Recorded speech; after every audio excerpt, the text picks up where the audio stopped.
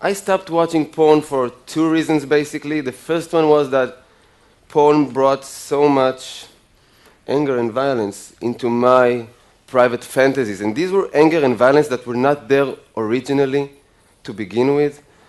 And I did not want that for me anymore. This was not me, and I decided to just put an end to it. Easier said than done. I'll get to it later, but...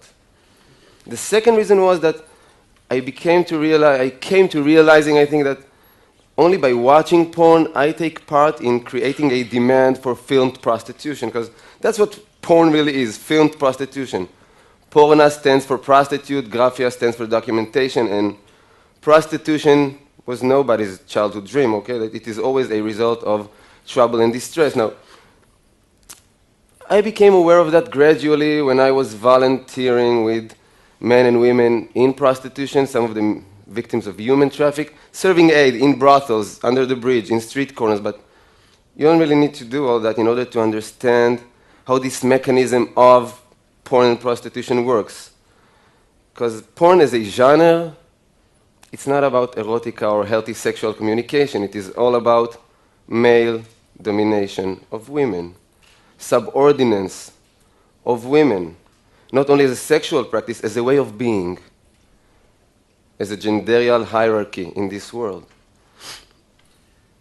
Like if we would ask porn, if we were to ask porn, how does it define something as sexual? What qualifies, what defines something as sexual? Porn would laugh in our face. What defines sexual? Whatever men find arousing. Men find it arousing to choke a woman, to have brutal sex without one touch, hug, kiss, tender caress. Well, then it is sexual. It arouses men to see a woman or a child cry. It is sexual. It arouses men to rape a woman. Well, then it is sexual. In every mainstream porn gallery on the web, we can find the rape category, side by side with the humiliation category, abuse category, crying category, and so on. And this is all as if regular porn is not already filled with these motives. Even in its mildest version, the mildest version of porn, what porn is showing us, like, I don't know, 80, maybe 90% of the time, is actually sex with no hands involved. And this is not how we authentically desire. Sorry, I'll repeat that, I see your look. Sex with no hands involved, okay. If you're not going to give up watching porn, so next time you do watch, just notice that porn cameras have no interest in capturing any normal sensual activities, such as petting, caressing, making out, touching, hugging, kissing. No. What porn cameras are into is the penetration. So normally, the composition will be a man and a woman, hopefully just one. Okay, so one man and one woman. His penis is inside her. Don't be picky, doesn't matter where inside. Somewhere inside her there is a penis. His penis is somewhere inside her, okay? And in order to not block the camera for doing this extreme close-up on the penetration, he's standing with his hands behind his back most of the time. And the woman is in this uncomfortable position, and she needs to handle the penis inside her without damaging the hair or makeup work done on her, because that's money invested and time invested in her, without disturbing his aggressive movement, and mainly without blocking the camera. So the result is that we got two people having sex, different shapes and acrobatics or something, but they're having sex when the only body parts that actually touch each other are the penis and the part being penetrated. No hands involved. Now, I talk, I don't know, 250, 300 times a year. Soldiers, students, pupils. No one has ever come up to me and say, Ran, you know, that part with sex with no hand thing, that was my authentic desire. Like, when I was 11 or 12, I never wanted to kiss anybody or touch them. I was not curious about that. It was all penetrations to begin with. No one has ever said that. Before porn. After porn. In my private fantasies before watching porn, there was always a very strong narrative. And the narrative was of sensuality and mutuality, which means that I had always imagined what I will say to her. What would she possibly answer? What options do I have to respond? In real life, it never works like I planned, but it was super important in my mind in terms of arousal, the build-up, the location, the setting, where will it be? What are the circumstances of me and her being all alone all of a sudden? How will this bodily inflaming between us will emerge step by step. It was super important before porn. After making a habit out of porn, it conquers your mind and it invades your brain, and I lost my ability to imagine, which means I found myself, and I won't be too explicit, but trying to masturbate, just closing my eyes, trying to fantasize desperately about something human and not making it because my head was bombarded with all those images of women being violated and subordinated and forced into pretending they enjoy diabolic sperm rituals, okay? So this is pretty much the result. And we are all vulnerable to pornography. It's not just young people. And we should be very careful, I think, with not only what we put into our bodies, but in terms of food and nutrition, in what is the nutrition of our mind, because everything we watch invades us. I'll give you a short example from non-sexual areas. I came back home, and my beloved one was watching some cultural junk. She was watching a karaoke show, auditions, the one with the chairs spinning. And we don't have a TV set back home, okay? We don't have a TV set back home, but only because it allows us to falsely present ourselves as deep and profound people. Wait, I never heard of that. Mastectomy, who? Angelina, no, we don't have a TV. We watch every cultural junk possible, okay? Not me, not her, we don't contemplate about l'existence. We download stuff, and we download all cultural junk. So I'm watching this 20 minutes karaoke show, and it was so boring and tedious, okay? 2 minutes talking, 4 minutes blabbering about it. I lost patience after like 20 minutes, and I went off to take a shower. And the most interesting part was in the shower, because what I found out there was myself in my most pathetic ever. I'm going to share it with you. I want to feel that you actually accept me and love me, so I have to share my most pathetic, and you have to accept it now. I don't know until I got over myself if it took me, 5, 7, 10 minutes to realize that I'm standing under the water in the shower, pondering severely what would have been my song for the auditions. Deep and profound, mind you. I won't be doing this Rihanna, Lady Gaga, I will be doing Mercedes Sosa, Como un pájaro libre. I'll be doing a cover for Bob Dylan's Blind Willie McTell. Ain't that deep and profound? I had to realize that I'm an idiot because I have no talent for music. More than that, I never wanted to be neither a musician nor a singer-songwriter. This was never a part of my inner world of wishes.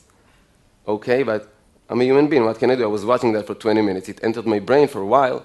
So if we take this example and we just try to measure or estimate the impact of 20 minutes of watching no matter what, how it invades our mind and conquer our wantings and desires, let's just try to imagine, or I can share with you orally, what is the impact of 20 minutes of watching porn once, twice a week, nothing unmoderated? It's overtaking.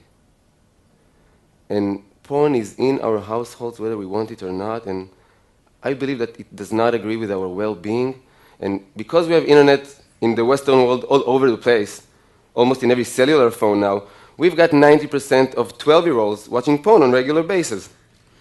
And it has both an addictive effect and a paralyzing effect. It's addictive because we develop somewhat of a dependency in porn, but the paralyzing part is because, mainly for young boys and men, because porn is teaching us that as a man, you are solely valued in sex by having a large penis and an eternal erection.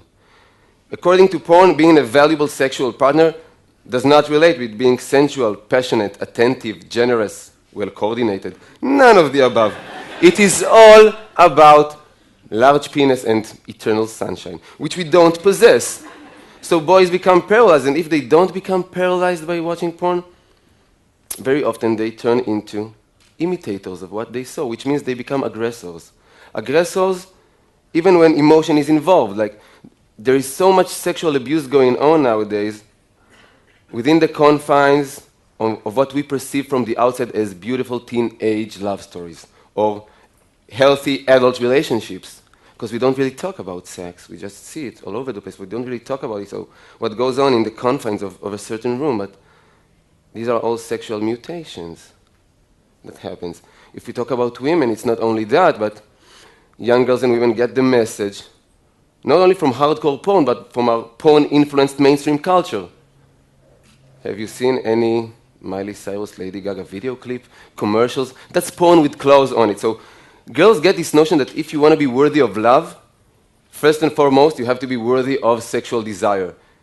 And now, the definition of sexual desire almost equals be like a porn star. So I work in dozens and dozens of high schools and junior highs. In every single one of these schools, I find girls that at a certain point agreed to be documented in an intimate situation because they wanted to please some guy that they had feelings for. And this guy misappropriated their trust. Always same story, so he sells it on WhatsApp application or on the web, in the internet. And normally nobody even addresses him in terms of moral. But it is always girls that suffer from shaming and mortification. They can change school, they drop out normally, change school, move to another city, and still be haunted on social networks. They develop clinical depressions, severe eating disorders, as if we don't have enough reasons in our culture to develop eating disorders. They become so isolated socially. So some of them, like Amanda Todd, rest in peace, some of them actually commit suicide because they find no more value in life or in themselves. So porn is not only in our house, it is a capital case. It is not a minor phenomenon in our society. It is a question of life and death sometimes. It is mainly a question of life and death for the people who participate in porn, because porn is not an embodiment of freedom of speech, freedom of occupation, blah, blah, blah. No, it's an embodiment of sex exploitation, working side by side with human traffic, raping, pimping, solicitation. For every one porn star with a book contract or a production company, we've got hundreds of thousands of women and girls who does not survive out there. Literally, they just don't make it. The sex industry just, how do you say, chews them up and spits them back into brothels, into hooking in the street, escorting, massage parlors with happy or unhappy ending, depends who you ask. And I'm not joking, this is serious life. This is the whole spectrum of prostitution. So many of them doesn't even make it to the age of 50. I'm talking countries that the average life expectancy is 75, 76 years now. They don't make it to the age of 50, for reasons mainly. Drugs, STDs, sexually transmitted diseases, being murdered by a John, a pimp, a boyfriend. And the fourth reason is suicide once again. Because if you're a prostitute, on camera or off camera, you're in the situation that we can refer to as social death. We have all sat in the dinner table with people who probably consumed prostitution, that have been to a brothel once, twice, at least. We never sat down to the table with a prostitute, not with a declared one. So that's social death. It is not glamorous, not at all. And when I sit in the privacy of my room and I watch porn, even without paying, no need to pay, it's free, okay? I hope you know that, if you're still consuming. Whatever I am watching is creating a demand, and wherever there is a demand, there will be supply. There's a correlation. If I watch pornography of black older women, somebody is going to go out and pimp black older women. Asian minors, somebody is already trafficking Asian minors in order to film them, okay? Israeli women, Palestinian women, WASP, all-American college girls, that are strong in the last few years. It's a very upcoming category. The scum of the earth are already out there trying to solicitate and prostitute these women on camera. So I stopped watching porn for my personal well-being, my intimate communication, my private erotic life, my, reclaiming control and responsibility over my mind. But by doing that, I actually stopped contributing to this horrible sex industry, and that's a good thing to do, I believe. And I would really like to propose that notion of physically and emotionally safe sex. Emotionally safe sex. It does not mean going back to be conservative or unliberated sexually. I'm all for sexual freedom. It just means that we need to put genderial hierarchy aside, subordinates aside, and bring back in, let's just say, laughter as a critical mass for intimacy. Two souls, two humans, two souls alone in private. Can they please have a laugh together? I don't care if they know each other for a decade or for an hour. If two souls alone in a room does not manage to have a laugh together, what good could possibly grow there, sexual and non-sexual? That's emotionally safe sex. I've got so many things I really want to share with you, but I feel like my time is almost up, so I just really want to ask for us